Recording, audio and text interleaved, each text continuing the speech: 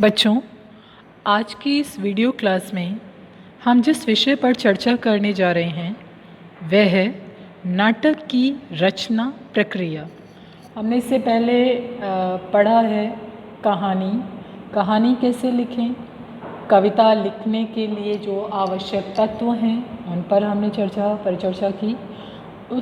उसके बाद हमने नए और अप्रत्याशित लेख इसके ऊपर बात करी, किस तरह से लिखे जाते हैं नए और अप्रत्याशित लेख। अब बात करते हैं नाटक की रचना प्रक्रिया की।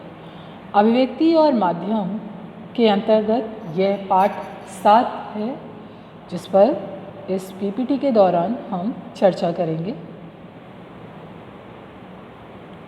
अपेक्षित अधिगम प्रतिफल, अर्थात कि आप इस पीपीटी के बाद क्या क्या चीज़ें सीखने में सक्षम रहेंगे, क्या क्या चीज़ें आपको आ जाएंगी।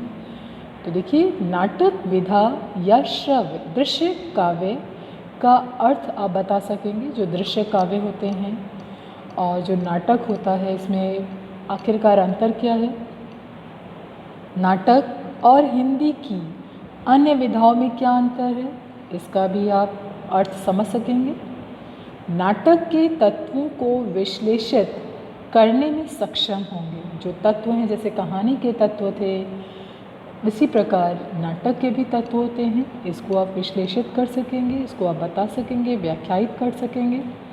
नाटक में स्वीकार एवं अस्वीकार की अवधारणा की पुष्टि भी आप कर सकेंगे।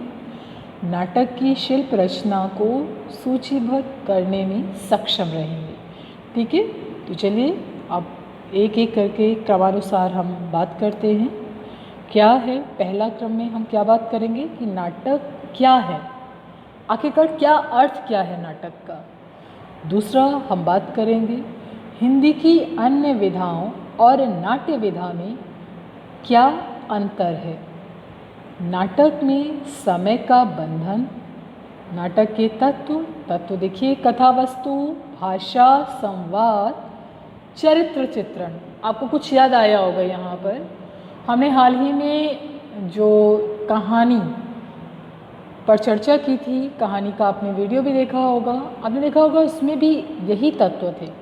कथानक था, कथा वस्तु थी कि किस तरह से उसका ताना बाना जिसमें बुना जाता है वह था। उसके लिए भाषा कैसी होनी चाहिए, संवाद शैली, संवाद कहानी में भी महत्वपूर्ण होते हैं, लेकिन नाटक की तो कह सकते हैं प्राण ही संवाद होते हैं। संवाद के अभाव में कोई नाटक प्रदर्शित या मंचित हो ही नहीं सकता।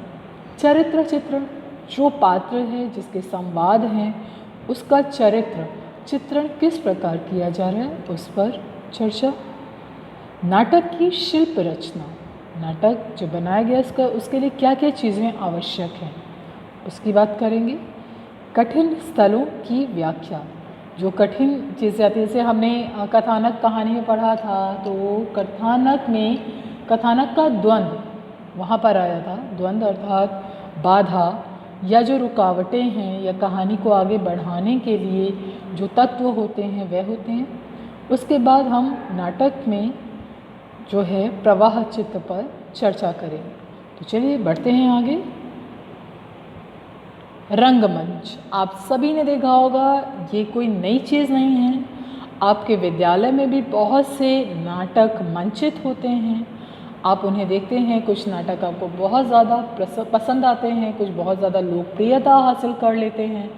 आप देखिए कि नाटक जो हैं, नाटक की अलग अलग विधा हैं। इसमें भी एकांकी होता है, इसमें कह सकते हैं दृश्य जो मंचित होते हैं, जो मंच पर प्रदर्शित होने वाले वो नाटक होते हैं, नुक्कड़ नाटक होते हैं, अलग अलग प्रकार के। तो आपने कहीं ना कहीं कोई ना कोई नाटक अवश्य देखा होगा। वैसे जो मुख्यतः जो आकर्षण का केंद्र होते हैं वो रंगमंच पर मंचित होने वाले नाटक होते हैं। नाटक किसे कहते हैं? भारतीय परंपरा में नाटक को दृश्य काव्य की संज्ञा दी गई है। मतलब दृश्य काव्य भी कहा जाता है, मतलब जो देखा जा सके, काव्य का वह रूप जो प्रदर्शित होकर या देखकर समझा जा सके। नाटक साहित्य की वह विधा है जिसे पढ़ने और सुनने के साथ साथ देखा भी जा सकता है।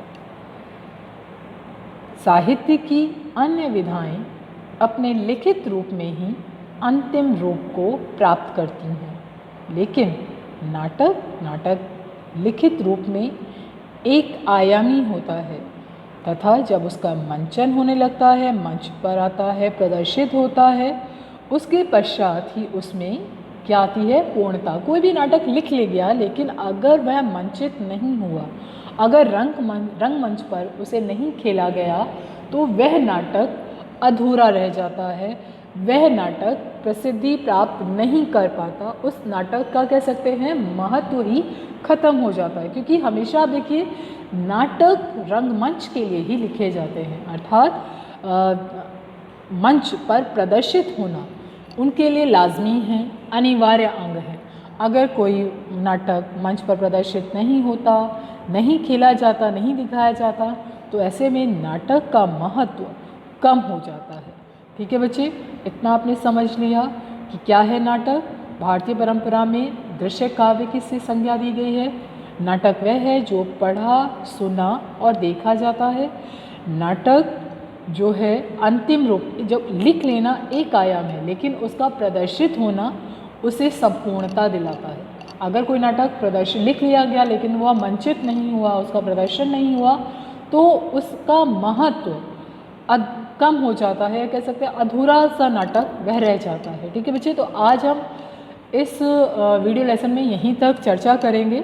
इसके आगे हम अगले अंश में